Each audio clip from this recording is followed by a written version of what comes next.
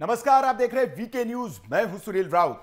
उत्तर प्रदेश में चुनाव करीब आते आते सियासी पारा अपने चरम पर है। नेता आपसी आरोप प्रत्यारोप में ये भूल रहे हैं कि उनके निशाने पर कौन है। वैसे तो अखिलेश यादव के निशाने पर सीएम योगी पहले दिन से हैं। वे उन्हें चेतावनी भी देते रहते हैं कि वे सत्ता में आने पर उनके घर की तलाशी चिलम मिलने तक लेते रहेंगे। वे चिलमजीवी कहकर उन्हें चिढ़ाते रहते हैं। लेकिन आज अखिलेश के एक बयान से संत समाज आक्रोशित हो उठा है। दरअसल अखिलेश यादव ने अपनी रैली के दौरान संबोधित करते हुए भगवा पर ऐसा बयान दे दिया जिसको लेकर संत समाज आक्रोशित हो उठा है और उन्होंने अखिलेश से माफी की मांग कर दी है। इसलिए सवाल देश का है में चर्चा इस पर कि यूपी चुनाव में जिन्ना से प्यार और भगवा पर वार क्यों? क्या मुस्लिम वोटों के लिए भगवा और संतों का अपमान कर रहे हैं अखिलेश?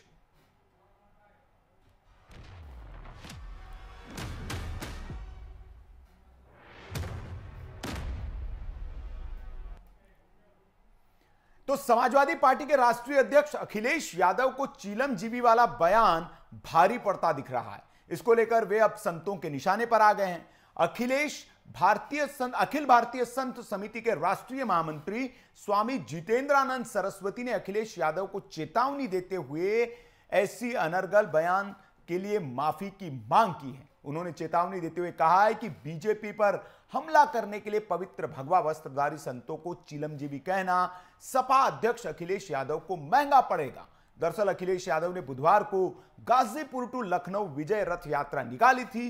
इस दौरान उन्होंने कहा था कि एक रंग वाले चिलमजीवी कभी उत्तर प्रदेश को खुशहाली के रास्ते पर नहीं ले जा सकते।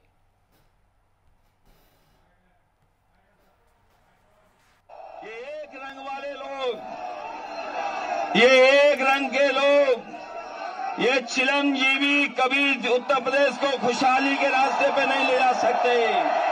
ये एक रंग वाले लोग, ये एक रंग के लोग, ये चिलमजीवी कभी उत्तर प्रदेश को खुशहाली के रास्ते पे नहीं ले जा सकते।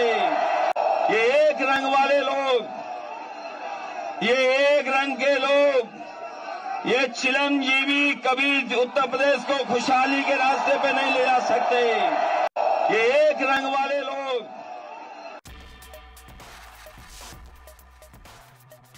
यादव का और उस पर अब स्वामी जितेंद्रानंद सरस्वती जो अखिल भारतीय संत महासभा के अध्यक्ष हैं, उन्होंने कहा है कि अब ये जो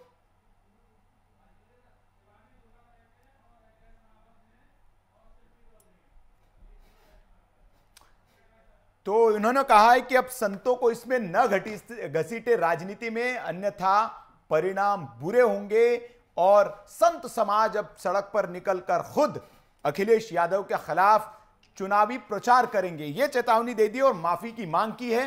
चर्चा करेंगे, सवाल देश का है में आज चर्चा इसी पर कर रहे हैं कि जिन्ना से प्यार और भगवा पर वार क्यों, और यूपी में क्या अखिलेश यादव संतों का अपमान कर रहे हैं। चर्चा के लिए हमारे साथ तमाम मेहमान जुड़े हुए। शिल्पी चौधरी जी समाजवादी पार्टी की ओर से, शिवानी दुर्गा हिंदू धर्म गुरु है और एचएस रावत है हिंदू धर्म गुरु।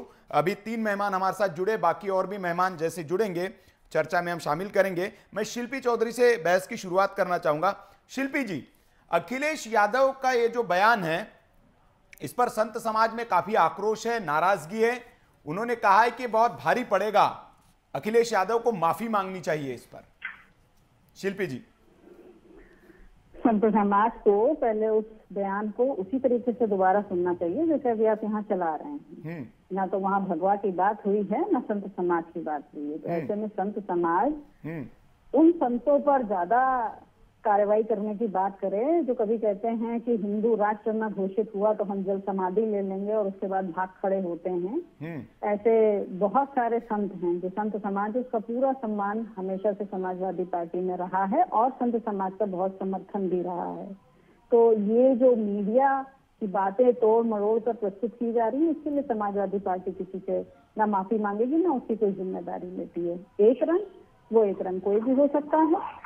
चिलमजीवी जो लोग हैं वो जाने, किसी का नाम लिया गया हो तो बात होगी, किसी का नाम नहीं लिया गया। आपने तो बयान यहाँ चलाया है। नहीं, तो शिल्पी जी, ये एक रंग जिसकी बात की गई है, कौन सा रंग है?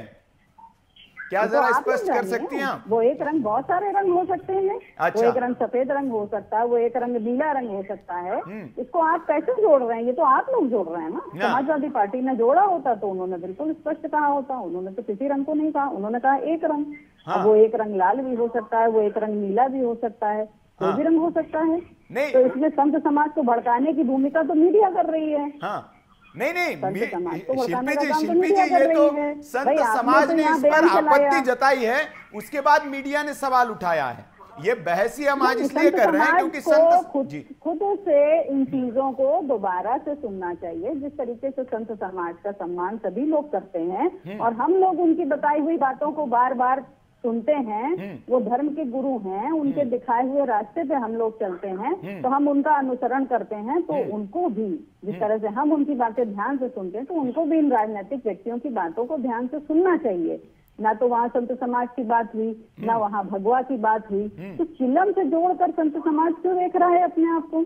बहुत सारे लोग चिलम नहीं, उन्होंने कहा कि एक रंग वाले ये लोग, तो ये एक रंग वाले लोग मतलब उनका इशारा कहाँ था? ये तो सबको पता है। सारे रंग हो सकते हैं, वो नीले भी हो सकते हैं, वो लाल भी हो सकते हैं। अब नीले कौन है, लाल कौन है, नारंगी कौन है, पीले कौन है?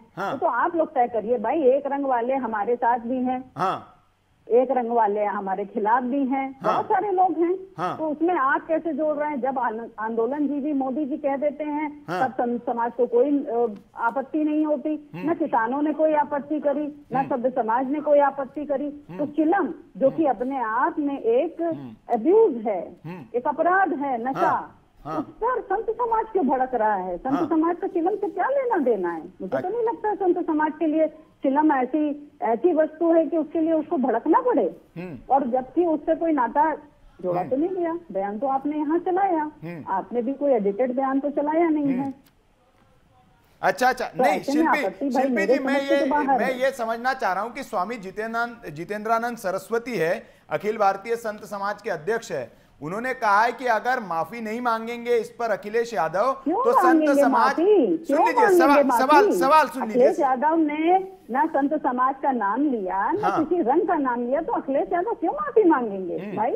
संत समाज कह देगा आज इसके लिए माफी मांगते, तो हम भी कहेंगे कि संत समाज के उन ढोंगी संतों के लिए आपने क्या किया जिन्होंने कहा था हम 2 अक्टूबर को जल समाधि लेंगे? क्यों नहीं लिया? उनको संत समाज से बाहर क्यों नहीं किया गया? वो तो शंकराचार्य बताते हैं खुद को।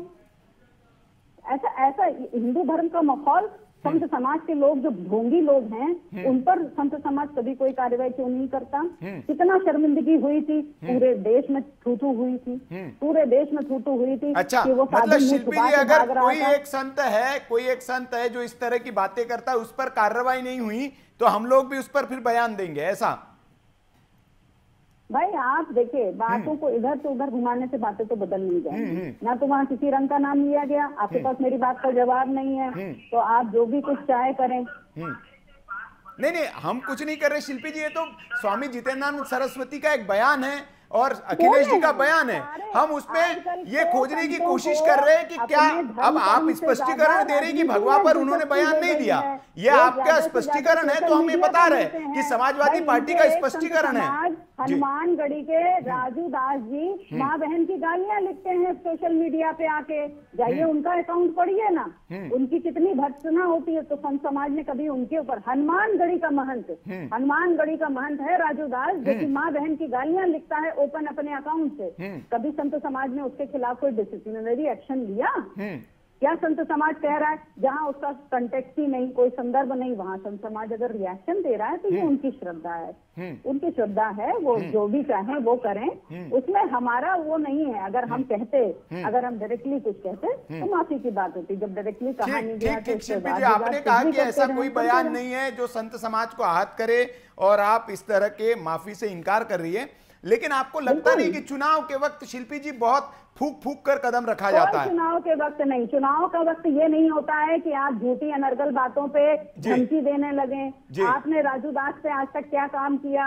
आपने नहीं, मेरा सवाल एक बार सुन लेती पूरा, मैं जो जवाब जिसके पे चाह रहा हूँ जी। संत समाज से हम भी तो कुछ मांग करेंगे। जी, अगर जी। आप समाज को दिशा, धर्म के गुरु हैं, समाज को दिशा देने का काम करते हैं, तो आप क्या दिशा दे रहे हैं जी। कि हनुमानगढ़ी, अयोध्या हनुमानगढ़ी में बैठा हुआ जो महंत है वो माँ बहन की गालियां सोशल मीडिया पे लिखता है, आप कुछ नहीं करते।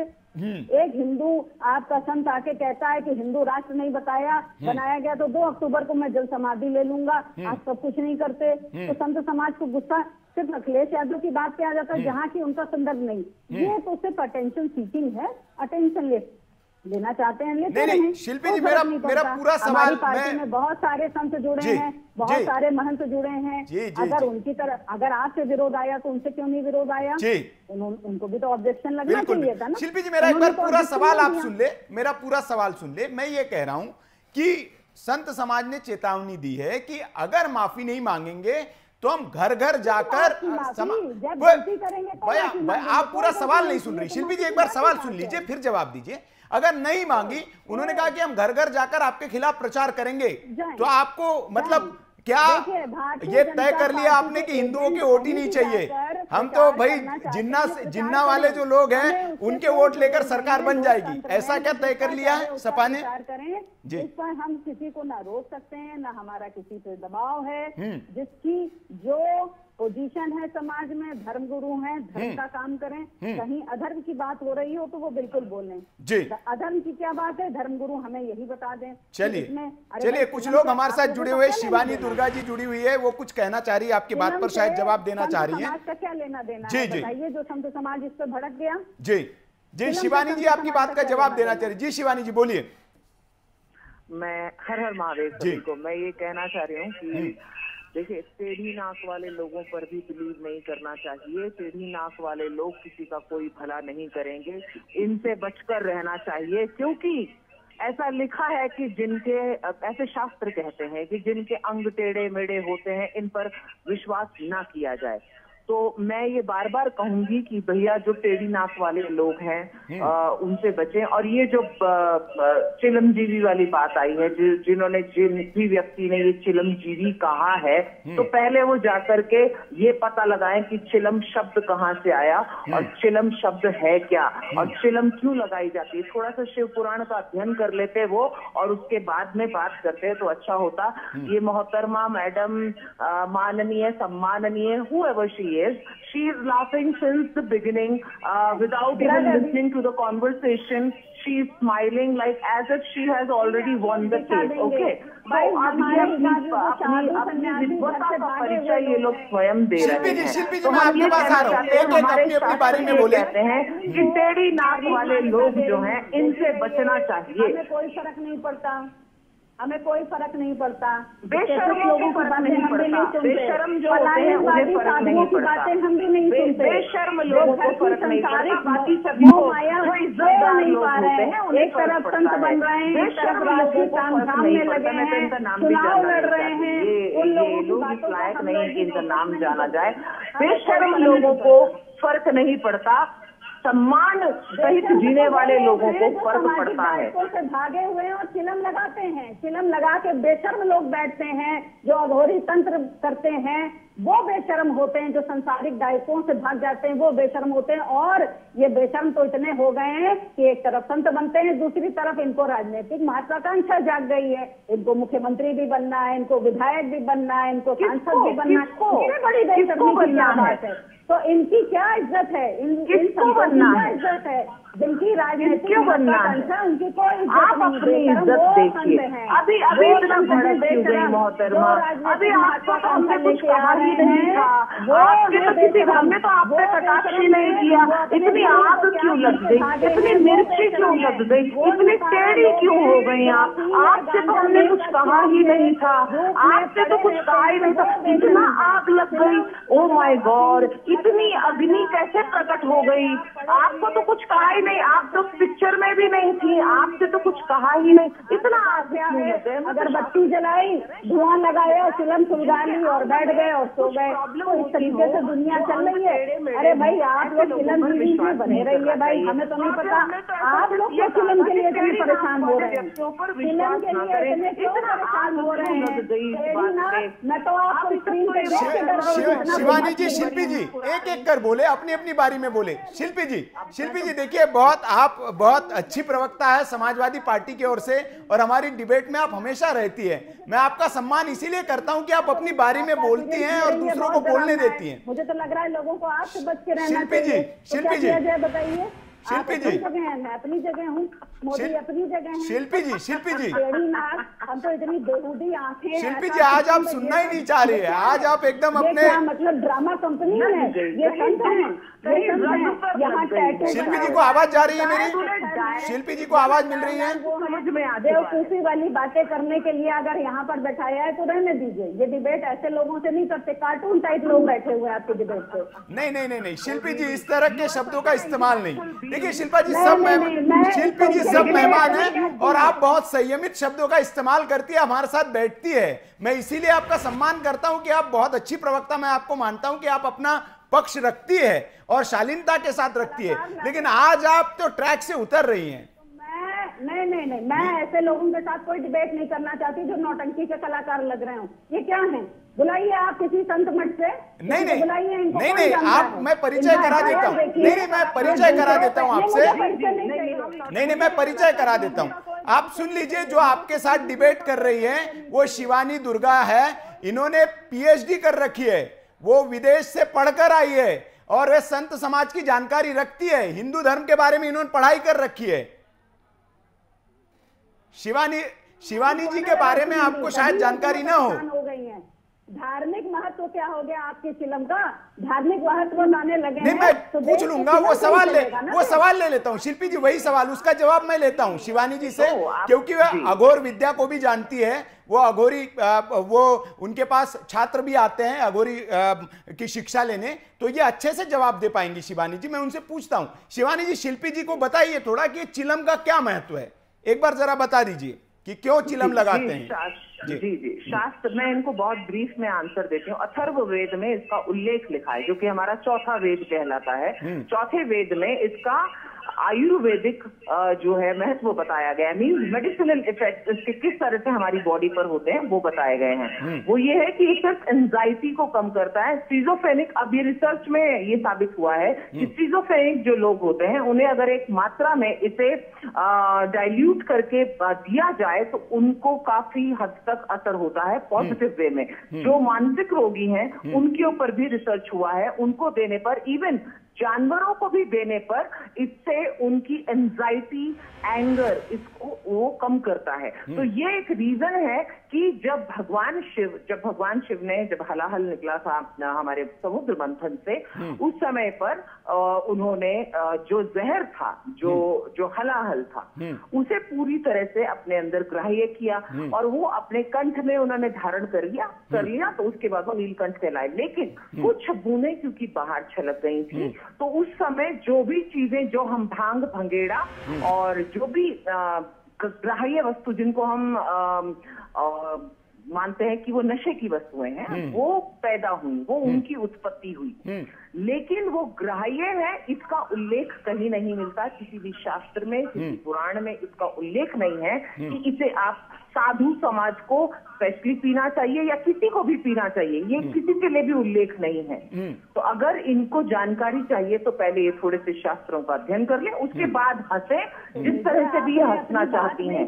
शुरू करने से पहले ही अगर व्यक्ति, क्योंकि 4 शब्द बोलकर ही हमने उनको ये जीत हासिल हो गई, उन्होंने दिमाग में एक भ्रम बना दिया शुरू में ही कि वो ये बोल देंगी कि हमने डायरेक्टली कोई अटैक नहीं किया, मींस इनडायरेक्टली आपको अटैक करने का अधिकार मिल गया। इनके दिमाग में ये एक चीज थी कि हमने किसी को बोला नहीं है, तो she thought she has already won the debate. ये उनकी बहुत बड़ी गलतफहमी का शिकार है। ये इन्हें समय बताएगा और साधु समाज बताएगा। चलिए, बाकी मेहमान भी हमारे साथ हैं। एचएस रावत साहब है, मैं भारतीय जनता पार्टी से मेहमान है, उनके पास जाऊंगा। एचएस रावत साहब के पास पहले। रावत साहब, शिल्पी जी कह रही है कि उन्होंने तो ना भगवा का नाम लिया, वो चिलमजीवी जो है उनको लगना चाहिए। हिंदू समाज इतना नाराज क्यों है, संत समाज इतना नाराज क्यों है? उन्होंने तो ऐसा कुछ कहा ही नहीं। देखिए, हिंदी भाषा के अंदर सुनील जी 2 प्रकार से बात को कहने का अर्थ होता है। हमारे यहाँ द्वर्थी भाषा होती है, उसके दोनों के अलग अलग मायने होते हैं। इसलिए अगर आप आप व्यंग में भी किसी बात को कहते हैं और जो कार्टूनिस्ट होते हैं वो भी व्यंग में अपनी बात को कहते हैं, और जो कार्टूनिस्ट अपनी बात को व्यंग में कहता है वो सीधे उसी के दिल पे लगती है जिसके ऊपर कार्टून बनाया जाता है। और आपको पता है कभी ये कार्टूनिस्ट को सजा हो गई थी और जेल भी हो गई थी। इसलिए अगर कोई भी नेता अगर इस बात को कह रहा है कि भाई एक कलर, एक रंग, एक तरह के रंग वाले लोग, तो पता है कि पूरा साधु समाज एक ही रंग का कपड़ा पहनता है, ये तो सबको पता है। पूरे कुंभ के मेले के अंदर होते हैं, सबको पता है। यानी आप किसी अनपढ़ आदमी से जाके पूछोगे तो वो भी बताएगा भगवे कपड़े साधुओं के ही होते हैं। इसलिए ये तो पूरा जाहिर है। नीलम जी बड़ी अच्छी वक्ता हैं, अच्छी बात सफाई से रख रही है, वो इसमें कोई डाउट नहीं है। लेकिन ये तो सच है कि अगर व्यंग में भी कोई बात कह रहा है और व्यंग मेरे ऊपर लग रहा है तो उसकी एक्शन तो होगा, उसकी क्रिया की प्रतिक्रिया तो होगी। और फिर ये भी पता है कि ज्यादातर साधु संत जो अघोरी किस्म के होते हैं, ध्यान लगाने के लिए, अपने आप को मेडिटेट करने के लिए वो कहीं ना कहीं चिलम का सहारा लेते हैं। और ध्यान की प्रक्रिया में चिलम का सहारा इसलिए लिया जाता है कि आप इधर उधर की बातों पर ध्यान न जाए, मन न भटके। इसलिए ये समझना होगा, सापा प्रवक्ता को समझना होगा। वैसे तो बहुत अच्छी काबिल हैं, वो लग रहा है उनकी बातों से, लेकिन जो उन्होंने अखिलेश जी ने जो अटैक किया है वो साधु समाज पर सीधा सीधा अटैक जाता है, वो व्यंग में भी जाता है और जो अर्थी भाषा जो बोली जाती है सुनील जी, उसमें भी जाता है।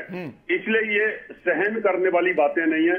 समाजवादी पार्टी जितना साधु संतों पर हमला करेगी, जितना हिंदुओं पर हमला करेगी, उतना ही वो डूबेगी। कांग्रेस जितना हिंदुओं पर हमला करेगी उतना डूबेगी। रावत साहब की कोई फर्क नहीं पड़ता, उनको कितने भी संत विरोध कर ले कोई फर्क नहीं पड़ता है। देखिए, ये घमंड तो रावण का भी नहीं रहा सुनील जी, ये घमंड तो दुर्योधन का भी नहीं रहा, ये घमंड तो बाली का भी नहीं रहा, घमंड तो किसी का नहीं रहता। अगर इस तरह का अहंकार जब आ जाता है ना, तो फिर ये अहंकार तो आपको पता है इंदिरा गांधी के अंदर भी आ गया, तो उनको लगता था कोई हराने वाला नहीं है, लेकिन उनको एक ऐसे व्यक्ति ने हरा दिया जिनके पास जमानत बचाने के लिए ₹1 तक नहीं था। तो अहंकार नहीं करना चाहिए। अखिलेश यादव समझदार हैं, उनको इस प्रकार की बातों से बचना चाहिए। उनका अभी भविष्य बहुत आगे है।